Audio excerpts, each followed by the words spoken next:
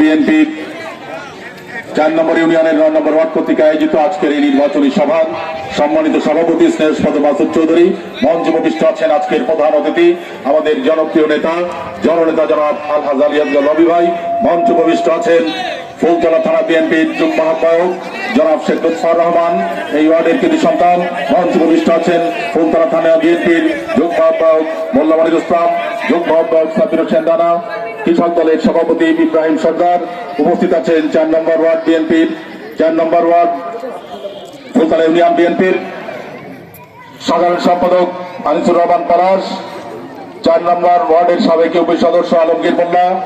উপস্থিত আছেন আমাদের যুবদল নেতা এই ওয়ার্ডের কৃতি সন্তান রবিউল ইসলাম রবি সহ আজহার সহ আমাদের দলের অনেক নেতা কর্মী এবং ভাইরা আমার সম্মুখে উপবিষ্ট এবং দণ্ডায়মান আমার প্রিয় এলাকাবাসী, আসসালামু আলাইকুম এবং শুভেচ্ছা।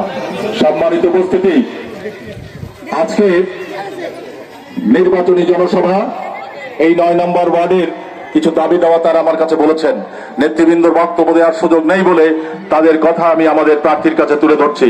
১ নম্বর হচ্ছে, এই এলাকার যে হিন্দু সম্প্রদায়ের মানুষরা আছে তাদের নিরাপত্তার কথা বলেছেন। রানা তার বক্তব্য বলেছে, আমি আপনাদেরকে আশ্বস্ত করতে চাই, আওয়ামী লীগ যখন ছিল সেই সময়ের কথা আপনারা জানেন। আমি এটা নিয়ে আলোচনা সমালোচনা করতে চাই না। আমি যেটি বলতে চাই, সেই সময় কাদের দ্বারা আপনাদের নিরাপত্তা বিঘ্নিত হয়েছে আপনারাই ভালো জানেন।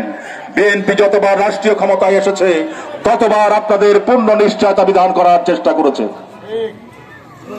আমরা কঠিন একটি সময় বিগত 17 বছরে পার করেছি।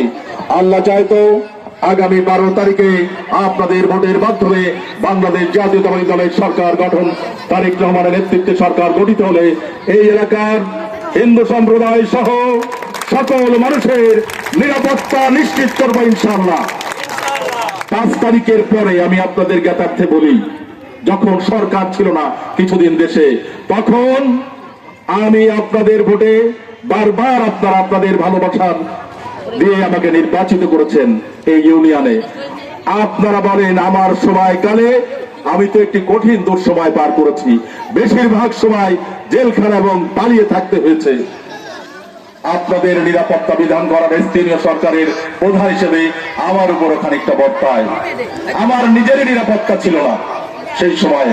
5 তারিখের পরে যখনই সুযোগ পেয়েছি, আপনারা দেখেছেন আমার দলের নেতা কর্মীদের নিয়ে রাতের অন্ধকারে পিকআপ নিয়ে আমার গ্রাম পুলিশ নিয়ে ওয়ার্ডে ওয়ার্ডে ঘুরে বেরিয়েছি যাতে নিরাপত্তা নিশ্চিত করা যায়। এটা আপনারা সাক্ষী আছেন। যখন দেশে সরকার ছিল না তখন কিন্তু আমরা করার চেষ্টা করেছি। আপনারা আশ্বস্ত থাকতে পারেন, আল্লাহর রহমতে আপনাদের সমর্থন 12 তারিখের নির্বাচনে বিএনপি সরকার গঠন করলে আপনাদের সকল দায় দায়িত্ব বিএনপি নেবে ইনশাআল্লাহ। আমাদের প্রার্থী এখানে বসে আছেন, তাকে সাক্ষী রেখে বলছি, তিনিও বলবেন। আর একটি কথা, সেটি হচ্ছে যে আমাদের এই যে টনটনিয়া মাঠ, এই এলাকায় জলাবদ্ধতার একটি বিশাল সমস্যা। এই পানি নিষ্কাশনের স্বাভাবিক যে প্রক্রিয়া, প্রকৃতিগতভাবে যে পানি নিষ্কাশনের জায়গাগুলো ছিল, বিভিন্ন শিল্প প্রতিষ্ঠান হওয়ার কারণে এই স্বাভাবিক প্রক্রিয়া বিঘ্নিত হয়। অল্প বৃষ্টিতেই এই এলাকা পানিতে তলিয়ে যায়। আমরা আশা করছি আপনি এই এলাকার এমপি হবেন। এই যে জনসমাবেশ 9 নম্বর ওয়ার্ড এবং 5 নম্বর ওয়ার্ডের আংশিক অংশ, সেখানে আপনি দেখেন আপনাকে একটি ওয়ার্ড থেকে এই ওয়ার্ডে কি জিতবে ধানের শীষ কি মনে হয়? জিতবে? বিপুল ভোটেই তো জিতবে ইনশাল্লাহ। ইনশাল্লাহ 9 নম্বর ওয়ার্ডে আমাকে যেভাবে বিগত 3বার বিপুল ভোটে আপনারা নির্বাচিত করেছেন, এবার ওটাকে অতিক্রম করে আরেকটি ইতিহাস 9 নম্বর ওয়ার্ডবাসী রচনা করবে ইনশাল্লাহ। আমাদের অনেক বক্তা, আমাদের এই ওয়ার্ডের স্থানীয় নেতৃবৃন্দ আছেন, আমাদের থানা নেতৃবৃন্দ আছেন, আমাদের ইউনিয়ন নেতৃবৃন্দ আছেন।